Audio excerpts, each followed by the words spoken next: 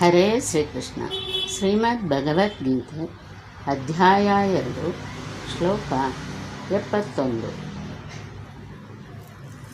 ವಿಹಾಯ ಕಾಮಾನ್ಯಃ ಸರ್ವಾನ್ ಪುಮಾಂಶ್ಚರತಿ ನಿಸ್ಪೃಹಃ ನಿರ್ಮಮೋ ನಿರಹಂಕಾರಃ ಸ ಶಾಂತಿಮಧಿಗಚ್ಚತಿ.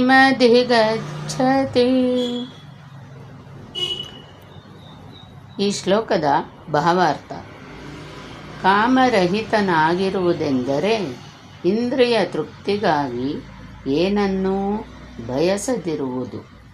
ಬೇರೆ ಮಾತುಗಳಲ್ಲಿ ಹೇಳುವುದಾದರೆ ಕೃಷ್ಣ ಪ್ರಜ್ಞೆಯನ್ನು ಬಯಸುವುದೇ ವಾಸ್ತವವಾಗಿ ಕಾಮರಹಿತನಾಗಿರುವುದು.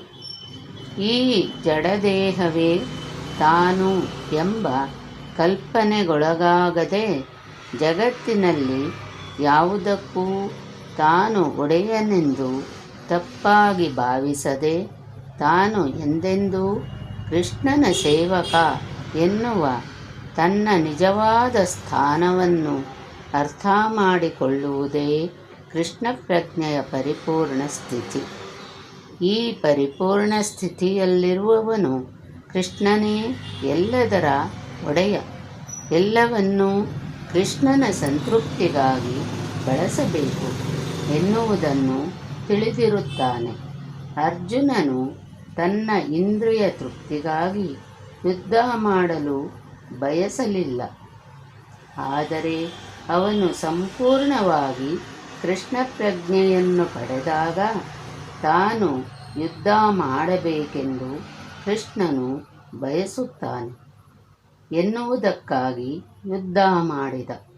ತನಗಾಗಿ ಯುದ್ಧ ಮಾಡಬೇಕೆಂಬ ಬಯಕೆ ಅವನಿಗಿರಲಿಲ್ಲ. ಆದರೆ ಅದೇ ಅರ್ಜುನನು ಕೃಷ್ಣನಿಗಾಗಿ ತನ್ನಿಂದಾದಷ್ಟು ಸಾಮರ್ಥ್ಯದಿಂದ ಯುದ್ಧ ಮಾಡಿದ.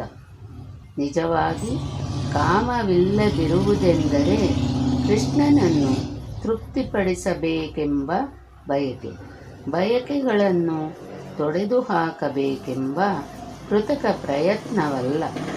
ಜೀವನು ಬಯಕೆಗಳಿಲ್ಲದೆ ಅಥವಾ ಇಂದ್ರಿಯಗಳಿಲ್ಲದೆ ಇರಲು ಸಾಧ್ಯವಿಲ್ಲ.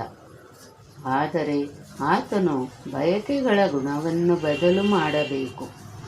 ಐಹಿಕವಾಗಿ ಬಯಕೆಗಳಿಲ್ಲದ ಮನುಷ್ಯನಿಗೆ ಎಲ್ಲವೂ ಕೃಷ್ಣನಿಗೆ ಸೇರಿದುದು ಎಂದು ತಿಳಿದಿರುತ್ತದೆ.